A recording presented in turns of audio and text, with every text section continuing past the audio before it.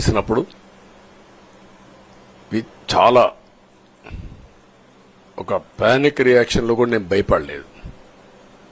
అలాంటి వ్యక్తిని మీరు చూస్తే అది ఆ సంఘటన చూసిన తర్వాత ఇలాంటి కౌరవ సభలో ఉండడం కరెక్ట్ కాదని అసెంబ్లీలో చెప్పి దానికి కూడా మైక్ ఇవ్వకపోతే చెప్పేసి బయట వచ్చి ప్రెస్ కాన్ఫరెన్స్ చెప్పి అనౌన్స్ చేశాను. మళ్లీ క్షేత్రస్థాయిలో గెలిచి అసెంబ్లీని గౌరవ సభ చేసి అసెంబ్లీకి ఎంటర్ అవుతానని చెప్పాను. నేను ఏదైతే ఆ రోజు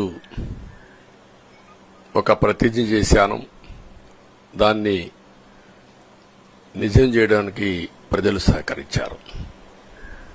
మామూలుగా సహకారం కాదది. నేను ఇన్ని సంవత్సరాలు చాలాసార్లు చాలా ఎలక్షన్లు గెలిచాం, కొన్ని ఎలక్షన్లో ఓడిపోయాం. ఎలక్షన్లో ఓడిపోయినప్పుడు నేను ఎప్పుడూ కుంగిపోలేదు. ఎలక్షన్లో గెలిచిన తర్వాత గంతులేయలేదు. నిబ్బరంగా ఓడిపోయినప్పుడు ఒక బాధ్యత ప్రతిపక్షంలో ఉండి పనిచేయాలి, గెలిపించినప్పుడు ఒక బాధ్యత ప్రజలకు మెరుగైన సేవలు అందించి వాళ్ళని ముందుకు తీసుకుపోవాలని ప్రయత్నం చేశాం. ఎప్పుడూ ప్రజాప్రచారనే ఉన్నాం. అలాంటిది జరిగిన తర్వాత ఈరోజు మళ్లీ ఇదే అసెంబ్లీకి